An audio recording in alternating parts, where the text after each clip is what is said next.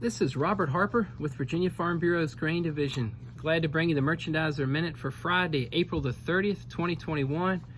At the end of another week that we're all going to remember from a price action perspective. Just amazing this week to see the board trade as commercials and speculators were moving from the May futures contract to the July future contract. I think one of the stars of the show this week would definitely be the spread action between those contracts, and just so much to see there and try to anticipate and try to interpret. It looks like this week we've got big gains across the futures board for corn, wheat, and soybeans. Intraday, we've had days we were limit up for corn, and it just remarkable to see this type of price move. It does feel like in the feed grains, wheat and corn, are at the forefront of this rally, or I should say at the forefront of the rally this week, as speculators continue to buy futures contracts and new money continues to flow in. A few interesting notes this week. Back in 2013, if you look at a continuous chart for July corn futures, there was a gap in the chart at 684 from 2013, and that gap was filled this week.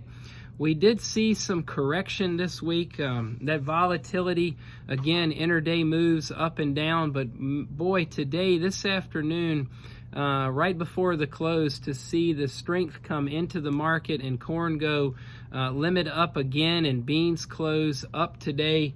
The July contract today up 32 cents. Just a lot of strength coming into corn and beans right here at the close today. So going into next week, we just got to know, we all know it, we're watching it. Volatility is going to be here, and it can even get more intense. Potentially, it could get more intense than what we've seen. Let's take a look at the futures contracts. Most buyers, everybody has now rolled off of the May futures for old crop purchases and gone to the July, and I'm going to focus on those numbers here right now. July corn closed up 36 cents for the week to close at 6.73. July beans up 10 cents a bushel this week to close at 15.34. And July wheat up 20 cents a bushel for the week to close at 7.34. Again, looking at a continuous chart and speaking specifically about corn, if we go back a year ago today, depending on what futures contract you're looking at, but we put in some contract lows a year ago today, and to see these kind of numbers this year is just absolutely remarkable. I talked earlier about the relationship between the nearby and the deferred futures contract month, and at the close today there was a 67 cent per bushel spread between May and the next contract month, July. 67 cents in that spread, and we saw that spread tighten this week and widen out, and it was a lot going on there. So an exciting week, to put it mildly. When we look back over the month of April, and let's focus just on new crop futures contracts here. December corn closed up 80 cents a bushel for the month of April, and your new crop bean contract, your November beans, they closed up 71 cents a bushel for the month. And then, of course, July is our new crop wheat contract. It was up $1.14 in the month of April. So April, when you look at it on a chart for corn, wheat, or beans, is an amazing move in the upward direction. USDA coming into Monday, this past Monday, they had the United States at 17% planted on corn. That's just below the 5-year average.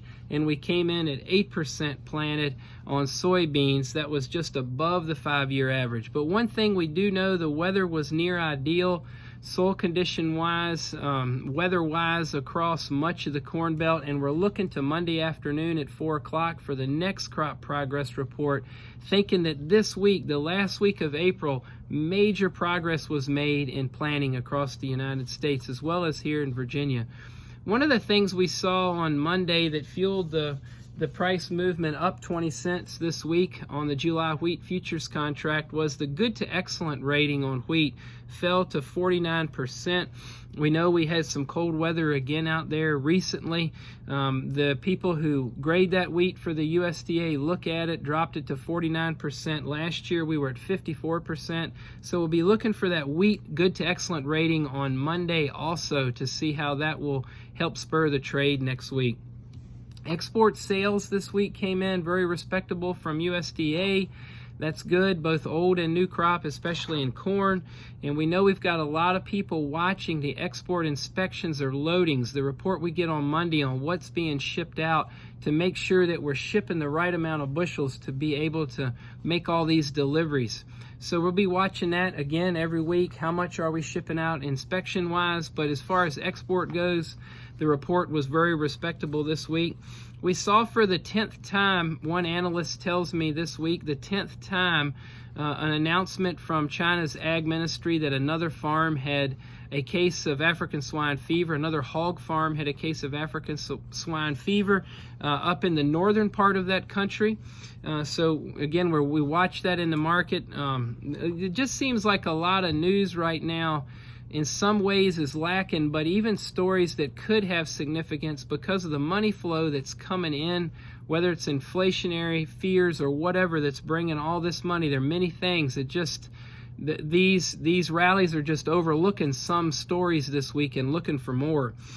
We did see China also, some numbers in one news report this week. China soy imports year to date are at a record. So we know demand is strong. That's another story that's backing that up. The ethanol report this week showed production up just 0.4%. But the interesting thing, another week again this week of ethanol stocks being down. This week they were down 3.5%. And many folks in the trade that I listened to were talking about when do ethanol stocks start to get tight and how will that affect price and price action. Obviously, with corn going as high as it is, ethanol margins are turning in a downward direction right now in some cases because of the price of corn. That's not true all over, but keep your eye on ethanol stocks and wonder about when they will get tight if we keep seeing a drawdown every week. The numbers, production numbers, 945,000 barrels per day for the week and 19.7 million barrels in stocks. So what are we looking for next week? Sunday night, we're going to get the weather forecast for Brazil. That's going to be a big deal, how much rain they're getting down there, how the trade is going to react. We're going to look for planting progress on Monday. Obviously, rain in the northern plains, in the western corn belt, and areas where we know it's dry. We'll be looking for the weather forecast as well here in the United States. We know our crop production report is coming out from USDA in several weeks, May the 12th. And then the big news, too, the CME has announced expanded limits starting Sunday night for corn up to 40 cents a bushel from 25, beans up to $1 a bushel, and wheat up to 45 cents a bushel. This will stay in effect for the next 6 months until they review it again. Give us a call if you want to discuss these markets and what marketing options you have right now. This is Robert at Virginia Farm Bureau's Grain Division.